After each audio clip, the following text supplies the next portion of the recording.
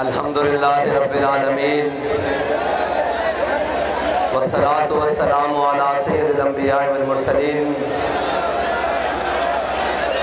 سنو بیٹا سنو ذرا پلیز۔ معزز سامعین محترم، تحریک لبیک پاکستان کا پاکستان بچاؤ مارچ مزار قائد سے چلتا ہوا سندھ کی دھرتی سے ہوتا ہوا پنجاب میں داخل ہوا اور اس وقت سرائیکستان کے دل ملتان میں موجود ہے۔ لوگ سوال کرتے تھے کہ کہاں ہیں لبیک والے؟ ہم ان کو گھر گھر جا کر کہہ رہے ہیں کہ یہاں ہیں لبیک والے۔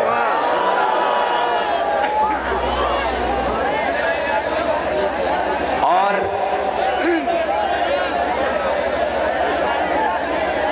کہنے والے کہتے تھے کہ جی مولویوں کا سیاست سے کیا کام ہے؟ تو ہمارے بابا جی نے کہا تھا کہ چوروں کا سیاست سے کیا کام ہے، ڈاکوؤں کا سیاست سے کیا کام ہے، بدماشوں اور لچوں کا سیاست سے کیا کام ہے، قوم کا مال غصب کرنے والوں کا سیاست سے کیا کام ہے، قوم کی غیرت اور حمیت کا سودا کرنے والوں کا سیاست سے کیا کام ہے۔ اور پاکستان کو جس کی عمر اس وقت تقریباً 76 سال ہونے کو ہے، ہر قسم کے نظام سے آزمایا جا چکا ہے، کبھی سوشلزم کے نام پر، کبھی کمیونزم کے نام پر، کبھی لبرلزم کے نام پر، اور کبھی مارشل لا کے نام پر، اور کبھی نام نہاد جمہوریت کے نام پر، اور کوشش کی گئی صدارتی نظام کے نام پر۔ لیکن یہ پاکستان کے حالات اور قوم کی حالت دن بدن ابتر ہوتی چلی جا رہی ہے، اور اس وقت لوگ کہتے ہیں پاکستان نازک ترین وقت سے گزر رہا ہے۔ پاکستان نازک ترین وقت سے نہیں گزر رہا، قوم نازک ترین وقت سے گزر رہی ہے۔ پاکستان انشاءاللہ تا صبح قیامت قائم و دائم رہے گا انشاءاللہ۔ لیکن پاکستان کے ساتھ جو اس میں بسنے والے سیاستدانوں نے، جو اس کے ساتھ اس کے معاشرتی تہذیب و اقدار کے ساتھ جو اپنوں اور بیگانوں نے سازشوں کا شکار ہو کر پاکستان کے ساتھ کیا، پاکستان اس وقت بیک وقت سیکیورٹی رسک کا بھی شکار ہے، معاشی رسک کا بھی شکار ہے، اور سیاسی عدم استحکام کا بھی شکار ہے، معاشی عدم استحکام کا بھی شکار ہے، مذہبی عدم استحکام کا بھی شکار ہے۔ لیکن لوگ ہیں، کسی کو فکر ہے کہ میں اپنے بھائی کو اہل کروا کر سیاست میں دوبارہ انٹری کروا دوں، اور کسی کو فکر ہے کہ میرا بیٹا وزیر خارجہ بن جائے، اور تاکہ اقوام عالم سے ہمارے رابطے درست ہو سکیں اور وہ اگلا وزیر اعظم کا کینڈیڈیٹ بن جائے، اور کسی کو فکر یہ ہے کہ جو کچھ ملک میں مرضی ہو جائے مجھے وزیر اعظم دوبارہ بنا دیا جائے۔ صرف واحد تحریک لبیک پاکستان ہے جو اس وقت قوم کی امیدوں کا مرکز بن کے کھڑی ہے، اور کہتے تھے لوگ کہ آپ کے نکلنے سے کیا ہوگا۔ الحمدللہ کراچی سے مارچ نکلا ہے اور ابھی ملتان پہنچا ہے، ڈالر بھی گر چکا ہے،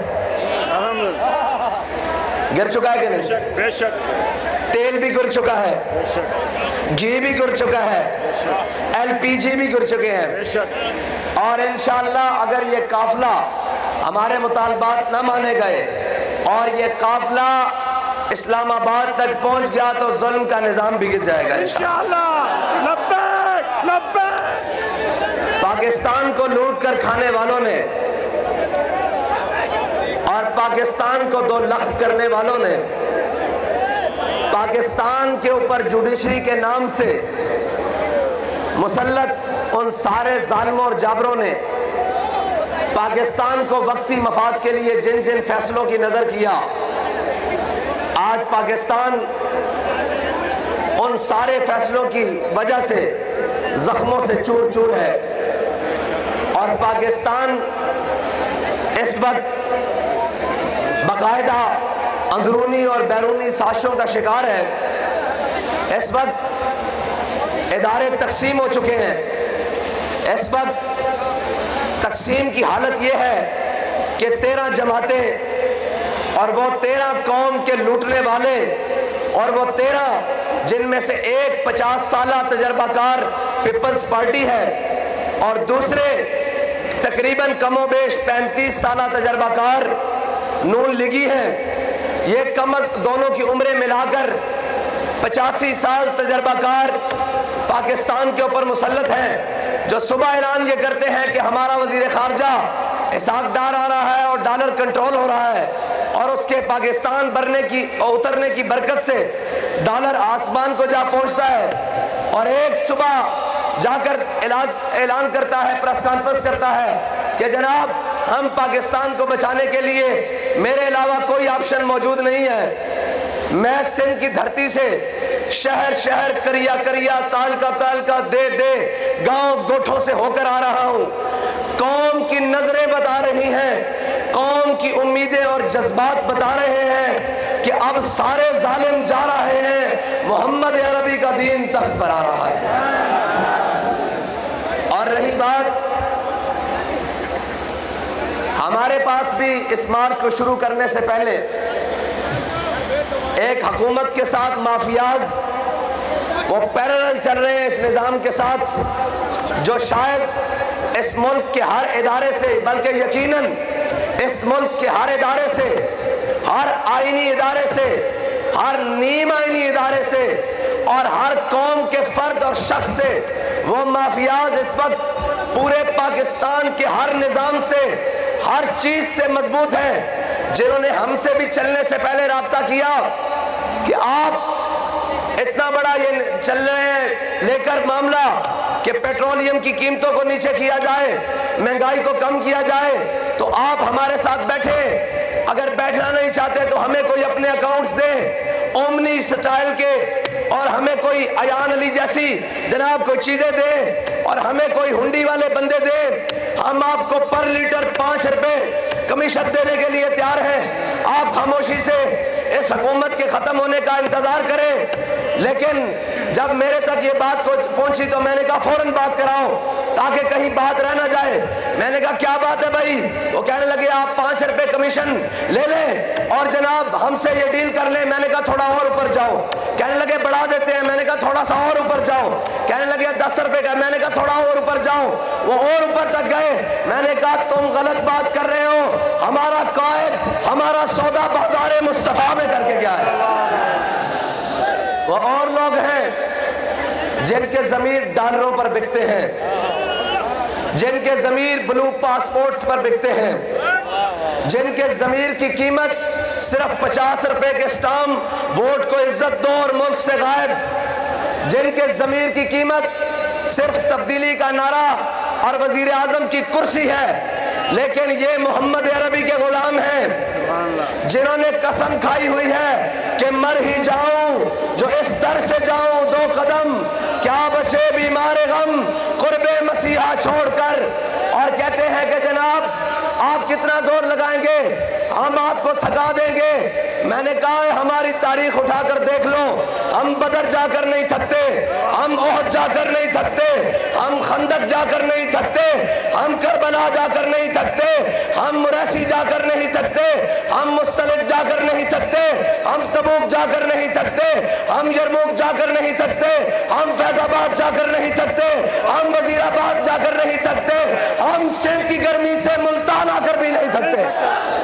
اور ہماری گھٹی میں یہ سبق موجود ہے کہ یہ سفر ہے کوئے جانا، یہ سفر ہے کوئے جانا، یہاں قدم قدم بلائے۔ آج میں ملتان کے شہر میں کھڑا ہوں، آپ کو تاریخی بات بتاتا ہوں۔ اس وقت کے وزیر خارجہ صاحب جب ہم سے مذاکرات کرنے کے لیے آئے اللہ کے نام پر، یہ بھی ایک راز ہے جو انشاءاللہ قیامت والے دن کھلے گا اللہ کے نام پر، میرے سامنے آئے اور زمین آسمان کے کلابے بنانے لگے۔ میں نے کہا شاہ صاحب تلک الایام نداولها بین الناس، یہ دن بدل جائیں گے۔ ہم فخر سے آج آپ کے سامنے بیٹھے ہوئے ہیں کہ ہم ناموس رسالت کا پرچم لے کر ہتھکڑیاں لگوا کر ہاتھ بندھوا کر آپ کے سامنے آئے ہیں. ہمیں اس پر کوئی عیب نہیں ہے، لیکن ایک دن یہ ہتھکڑیاں آپ کے ہاتھ میں ہوں گی اور شرمندگی کے طوق آپ کے گلے میں ہوں گے، اور ہم پھر بھی میدان میں آ کر کہیں گے کہ ستم کر ادھر آ، ہنر آزمائے تو تیر آزما، ہم جگر آزمائے. اور ہم نے آپ کو اس وقت بھی کہا تھا کہ ظلم نہیں کرو اور بیرونی آقاؤں کو خوش نہیں کرو. یہ پاکستان ہمارے بڑوں نے بنایا تھا، اور اس پورے پاکستان کی تاریخ میں اور جتنے جتنے یہ پاکستان کے اوپر عیاشی اور بدماشی کرنے والے ہیں، ہے کسی کا باپ دادا جس نے کالا پانی کی جیب کاٹی ہو؟ ہے کسی کا باپ دادا جس نے انگریز کے خلاف علم جہاد بلند کیا ہو؟ اور تم کہتے ہو کہ ہم ان کو آگے نہیں آنے دیں گے. یہی انگریز بھی سوچ لے کر آیا تھا کہ ہم ان کو ختم کریں گے. ایک دن میں 300 لوگوں کو پھانسی دی، علماء کو، مشائخ کو، عوام کو، سیاسی قائدین کو، زعماء کو، بڑے بڑے سرداروں کو، اور جو اس وقت کے جنگ آزادی کے مجاہدین تھے. 300 کو ایک دن پھانسی گھاٹ پر لٹکایا گیا. جب پھانسی گھاٹ ختم ہو گئے، درختوں کے اوپر نیچے سے اونٹوں کے اوپر بٹھا کر، ہاتھیوں کے اوپر بٹھا کر گزارا گیا. بڑے ٹہنوں کے ساتھ ان کی گردنیں ایک سائڈ پہ لٹک جاتی. بڑے بڑے ظلم کیے، لیکن ہمارے بڑے اپنا حلیہ بدل کر اس وطن سے بھاگے نہیں. 50 روپے کے اسٹامپ لے کر اس وطن سے بھاگے نہیں، بلکہ کہا ہے مشق سخن جاری، اور چکی کی مشقت بھی ایک طرفہ تماشا ہے، حسرت کی طبیعت بھی، جو چاہو ستم کر لو اور بھی کھل کھیلو، پر ہم سے قسم لے لو کی ہو جو شکایت بھی، شاہوں کے تکبر سے بھی دب کر نہ رہا میں، آخر کس بار گاہے خاص کا گدھا ہوں میں. اور میں نے کہا شاہ صاحب یہ دن گزر جائیں گے، ہاتھ میں رہو. اور پڑھا تھا ان کے سامنے بھی، اور آج بھی پڑھ دیتا ہوں کہ وہ جب بیٹھتے تھے تو پھر ہم نے کہا تھا اپنے بابا جی کا سنا ہوا ہی کہ فانی ہے ارباب طرب کی کرسی، فانی ہے ارباب طرب کی کرسی، قائم دائم ہے فقط رب کی کرسی. گورنر ہو، صدر ہو، وزیر اعظم ہو، وزیر خارجہ ہو، ہاں جی کوئی بھی ہو، گورنر ہو، صدر ہو، وزیر اعظم ہو، دیمک کے لپیٹ میں ہے سب کی کرسی. آج بھی کہتا ہوں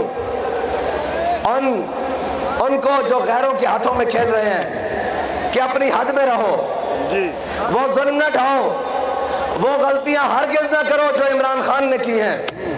آج بھی روایات کی اقدار کو برابر رکھو، آج بھی اپنی اقدار کو، سیاسی اقدار کو برابر رکھو. کوئی بات نہیں، یہ دن گزر جاتے ہیں. ہم نے ظلم سہا ہے، ہم نے 5 کریک ڈاؤن برداشت کیے ہیں، ہم ہر اس چیز سے گزرے ہیں. یہ تو بیچارے چند دن، چھوڑو ان کی کیا بات کرنی ہے. یہ کہتے تھے کہ میں ان کو رلاؤں گا، اور جتنے مہینے ہم نے اور ہمارے بزرگوں اور کارکنان نے جیلیں گزاری، جتنے مہینے، یہ تو بیچارے اتنے دن بھی نہیں نکال سکے اور چلے تھے آزادی کی جنگ لڑنے. ان کی کیا بات کریں. اور آتے ہیں، نکلتے ہیں باہر اور سیدھا پریس کلب کی جانب اور کہتے ہیں کہ جناب ہم سیاست سے دستبردار ہو رہے ہیں. ہم نے تمہیں اس وقت کہا تھا ظلم نہیں کرو، ظلم نہیں کرو، حد میں رہو، حد میں رہو. لیکن تمہارے ساتھ یہ ضرور ہونا تھا. اس کی وجہ ہم نہیں ہیں، اس کی وجہ یہ ہے کہ تم نے ہمارا رستہ نہیں روکا. ہم نے تمہیں کیا کہنا تھا. ہاں اگر ہم آ بھی گئے طاقت میں، ہم پھر بھی اپنے آقا مولا کی سنت ادا کریں گے کہ لا تثریب علیکم اليوم. چلو جاؤ، آج سارے بھاگ جاؤ، آج کریک ڈاؤن کرنے والے بھی بھاگ جاؤ، آج ہتھکڑیاں لگانے والے بھی بھاگ جاؤ، آج غازی عدیل کو گولی مارنے والے بھی بھاگ جاؤ. چلو جاؤ، تمہیں معاف کیا. کیونکہ میرے آقا مولا صلی اللہ علیہ وسلم جس دن فتح مکہ میں فاتح کی حیثیت سے داخل ہوئے، آج حضرت امیر حمزہ کو شہید کرنے والے بھی موجود تھے، آج حضور پر اوجریاں پھینکنے والے بھی موجود تھے، آج حضرت زینب کو شہید کرنے والے بھی موجود تھے، آج حضرت سمیہ کے ٹکڑے کرنے والے بھی موجود تھے، آج خباب بن ارت کے جسم میں سوراخ کرنے والے بھی موجود تھے، آج سارے موجود تھے جنہوں نے حضور کو ہجرت پر مجبور کیا، لیکن میرے آقا مولا نے فرمایا لا تثریب علیکم اليوم، جاؤ بھاگ جاؤ، آج تمہیں ساروں کو معاف کیا۔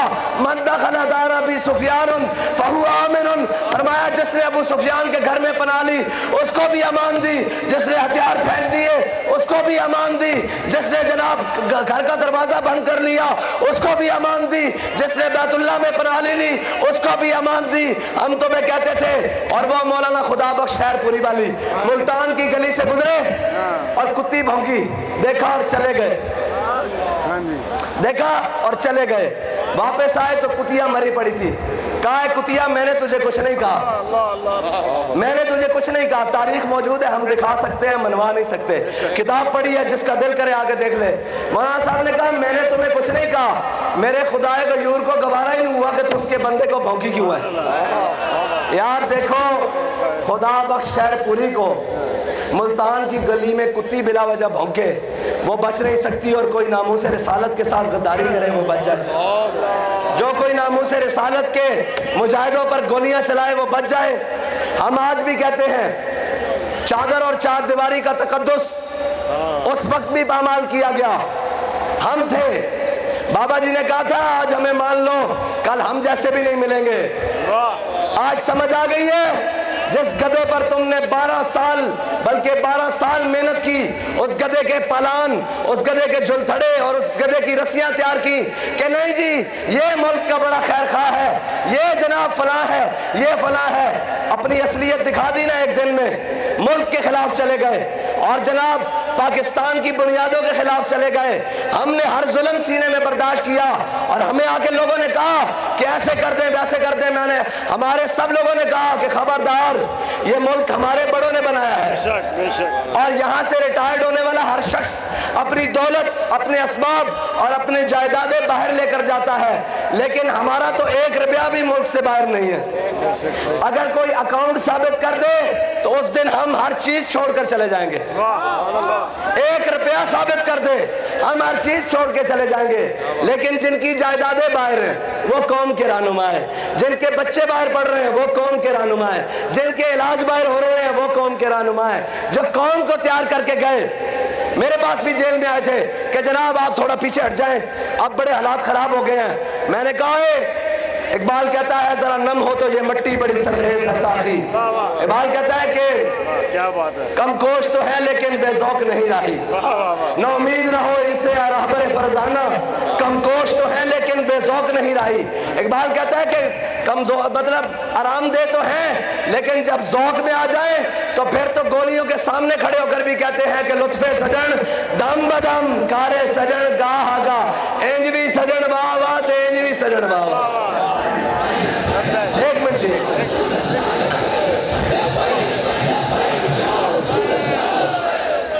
اور ہم نے اس وقت بھی کہا تھا اور آج بھی کہہ رہے ہیں کہ اخلاقی اقدار کو پامال نہیں کرو، گھروں کی چادر اور چار دیواری کو پامال نہیں کرو، خواتین کے ساتھ وہ سلوک نہیں کرو، اس لیے کہ تیری میری کی ہوندی ہے دھی تے چلیا دھی ہوندی ہے۔ ہاں یہ ہمیں پتا ہے کہ ماؤں کی عزت کیا ہے، جنہوں نے عافیہ صدیقی بیٹی ہو ان کو نہیں پتہ لگ سکتا کہ ماؤں کی عزت بہنوں کی عزت کیا ہے، جنہوں نے عافیہ صدیقی کے نام پر کمپینیں چلائی ہوں اور وزارت عظمیٰ کی سیٹ لے کر پھر عافیہ بہن کا کبھی نام بھی نہ لیا ہو، ان سے ہم کیا بات کریں۔ اور ٹھیک ہے ہمارے سیاسی اختلافات رہیں گے، نظریاتی بھی رہیں گے، لیکن کسی کی ماں بہن وہ پی ٹی آئی والے کی ہو، وہ نون والے کی ہو، وہ شاہ محمود کا گھر ہو، وہ عثمان بزدار کا گھر ہو، وہ عمر ڈار کا گھر ہو، گھروں کی طرف نہیں جانا۔ بات ہے سیاسی لڑائی میدان میں لڑو، اور مردوں کی بات میدان میں ہوتی ہے، جو گھروں تک جائے وہ مرد نہیں ہوتا۔ اور لوگ کہتے ہیں کہ محبت اور جنگ میں سب کچھ جائز ہے، بالکل بھی نہیں جائز، ہر چیز کی ایک حد ہے، ہر چیز کے ایک اقدار ہے، یہ دن بھی گزر جائیں گے۔ میں پی ڈی ایم والوں سے کہتا ہوں کہ اپنی عزتیں بھی سلامت رکھو اور قوم کی عزت بھی سلامت رکھو، اور اس میں بسنے والا ہر شخص وہ پاکستانی ہے، اس کو پورا حق حاصل ہے۔ آج جو مجرمین ہیں جنہوں نے قوم کو غلط رستے پر تیار کیا ہے ان کو پکڑو، سزا دو، ہمیں کوئی نہیں بات، لیکن اقدار کو نہیں چھوڑو، یہ دن بدل جاتے ہیں۔ ہاں اقتدار میں آ کے اپنے ہوش کو مت گواؤ. ابھی کل ہی کے تو بات تھی کہ تم یہی سارے رونے رو رہے تھے, کراچی میں تمہارے دروازے توڑے جا رہے تھے. آج حد بندی کرو, یہ بات نہیں ہوگی. ہاں جیلیں کاٹنی ہیں, مردوں کو لے جاؤ, عمران خان کو اٹھا لے جاؤ, اور وہ بیچارہ جیل کیسے کاٹے گا, نہیں کاٹ سکتے. ہاں ان سب کو بیماریاں لاحق ہو جاتی ہیں. ذرا جیل کا نام سنتے ہیں تو جناب آنسو بھی تیاری, اور زرداری کا جیل کا نام آتا ہے ویل چیئر پہ آ جاتا ہے, اور جب اقتدار ہو جاتا ہے تو گالیں سرخ ہو جاتی ہیں. اور نواز شریف جو جناب جس طرح جیل گزاری ہے, میں اسی جیل میں رہ کر آیا ہوں 8 مہینے روتے ہوئے. آئے ہائے ہائے آئے, ان کے بس کی بات نہیں ہے. یہ کام انہی کے ہیں جن کے حوصلے ہیں زیاد. اقبال کہتا ہے مقام شوق تیرے قدسیوں کے بس کا نہیں. ہاں یہ ان کے کام نہیں ہے. جن کے بڑوں نے انگریز کے دور میں 10-10 روپے پہ غداریاں کی ہوں, وہ جیلیں کیسے کاٹ سکتے ہیں؟ جیلیں وہی کاٹیں گے جن کے بڑوں نے ان کو سبق پڑھایا ہے کہ لبے بام بھی پکارا, سرے دار بھی صدا دی. اور ایک وزیر کہہ رہا تھا کل, پیٹرولیم کا تھا شاید, وہ کہہ رہا تھا کہ پیٹرول کی قیمتیں کم نہیں ہوگی. تو دوسرے نے اس کو کہا کہ کم کر دو, یہ وہ ناچنے والے نہیں ہیں, یہ لبیک والے ہیں, یہ میوزیکل کنسرٹ والے نہیں ہیں. ہاں اور یہ وہ میوزیکل کنسرٹ والے نہیں ہیں جن کا ہاضمہ تھوڑی دیر میں خراب ہو جائے یا 4 پولیس والے دیکھ کر آگے لگ کر بھاگ جائیں.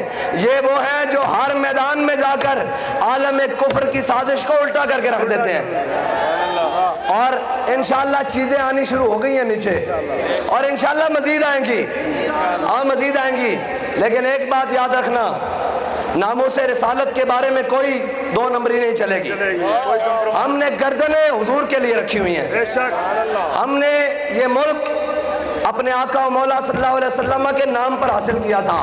ہمارے بڑوں نے جب یہ ملک بنایا تو نعرہ لگا تھا کہ بٹ کے رہے گا ہندوستان اور بن کے رہے گا پاکستان.